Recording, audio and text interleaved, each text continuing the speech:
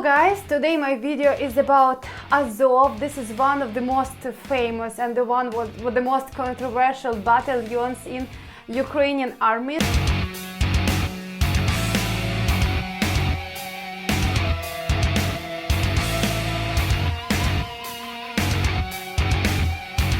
So I decided to dedicate this video to find out why some media call them Nazis, why Russia talk about them so much, and who is in reality this military unit.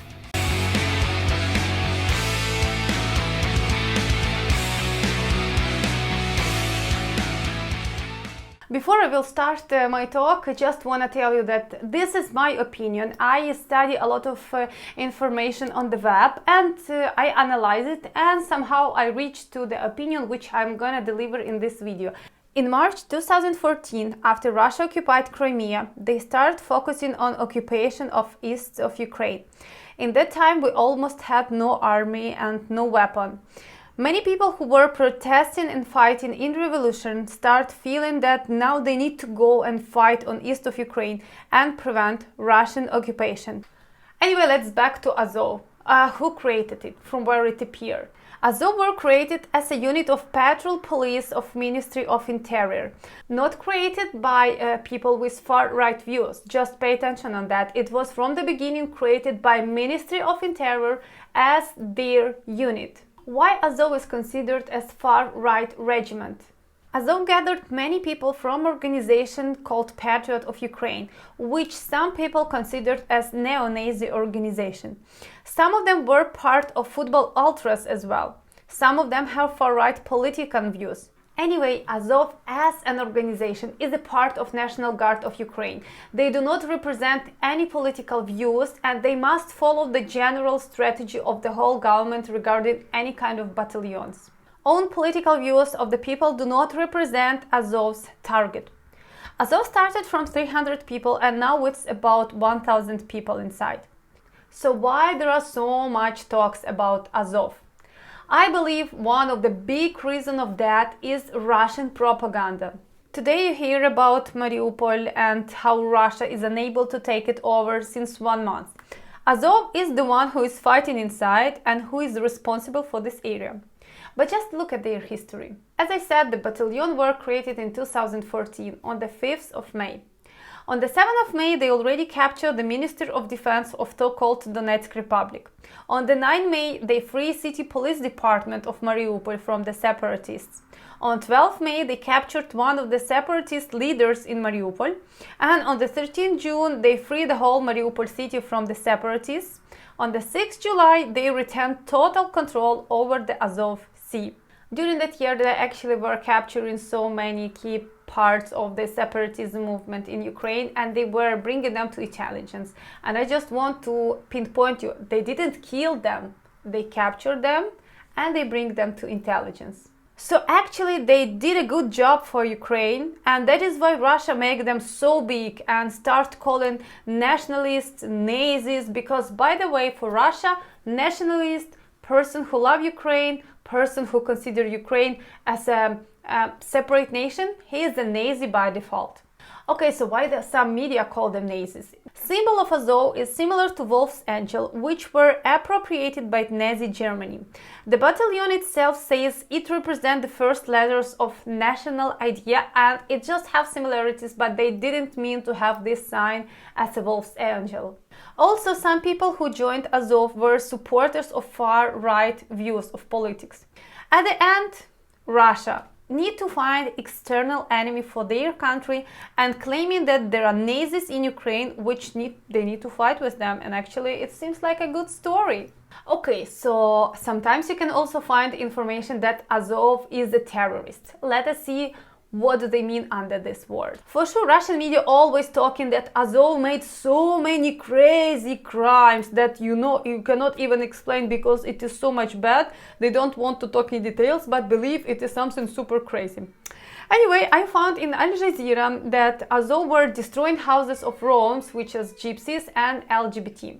Actually, regarding Roms exactly, I started searching for that and I found that there were some story.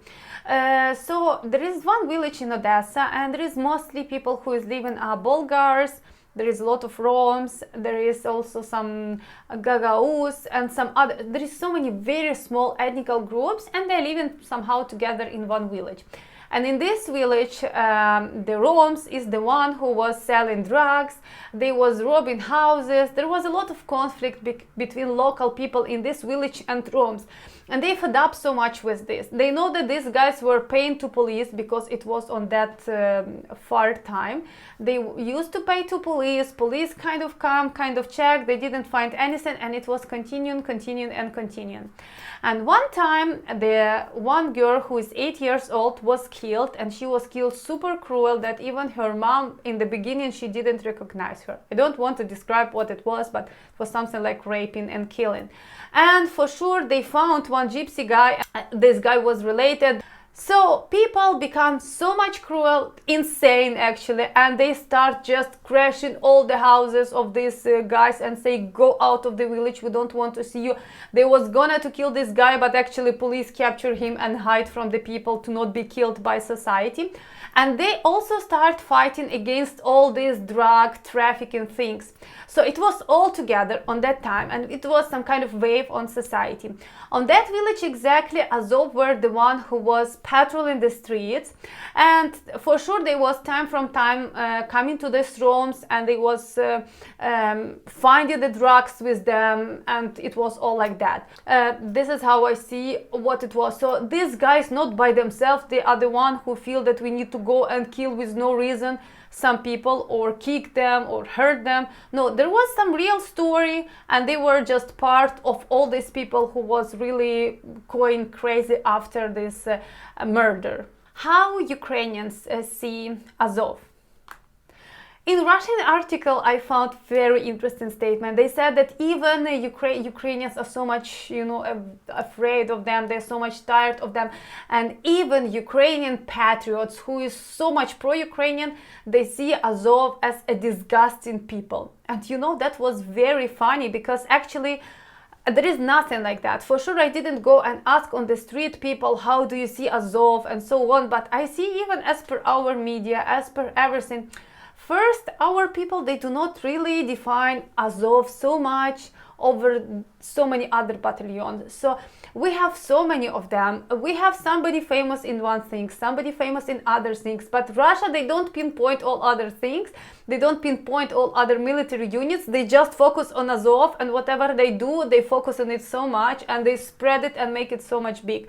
So first, Ukrainians don't so much think about them and talk about them in general. Second, that all the information which I see on media, and they always talk about it from the positive point of view. So they post how these people in Mariupol right now, they are the one actually who is still keeping this city, how they destroy Russian tanks, how destroy Russian weapons, how they capture some Russian soldiers and keep them as the prisoners of war, how they do some. So they don't, by the way, talk about Azov, that they go and, like sometimes in Russian media nowadays in the war, you can find that Russian soldiers, they go, they help people, they share their own food or something, and they are just dying to help Ukrainians. You will never find such information about Azov in Ukrainian media. Why I'm saying that it's not Ukrainian propaganda to show, see how good is these guys, and in reality God knows how the things is there. No, they don't talk about them from this point of view at all.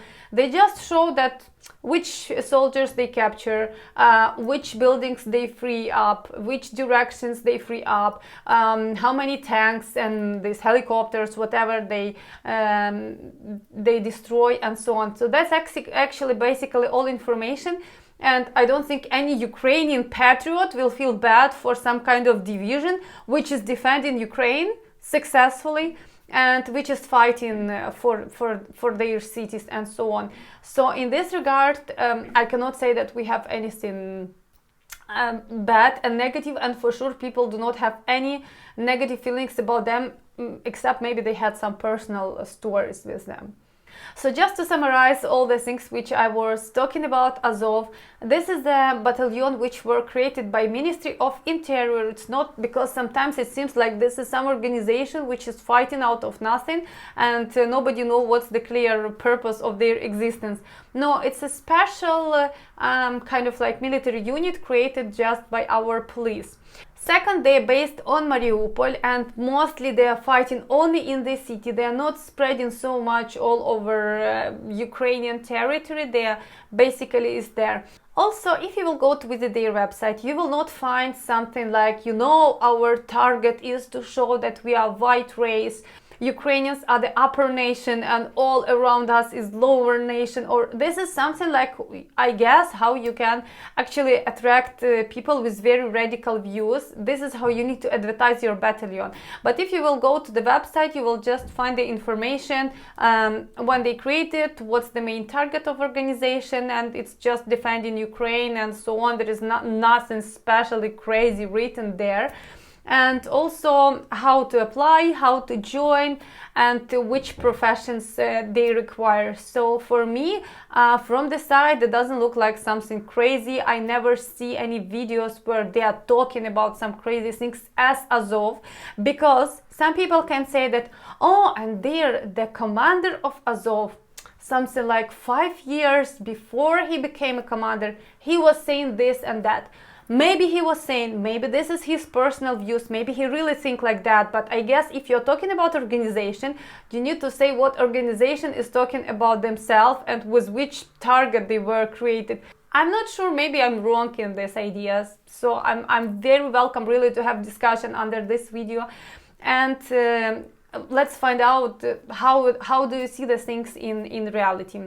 Thanks for watching this video. I try to gather you the most interesting information. Hope it was interesting for you. If you find it interesting, don't forget to press the like button and subscribe to this channel for sure to not miss new videos. Love you. Bye.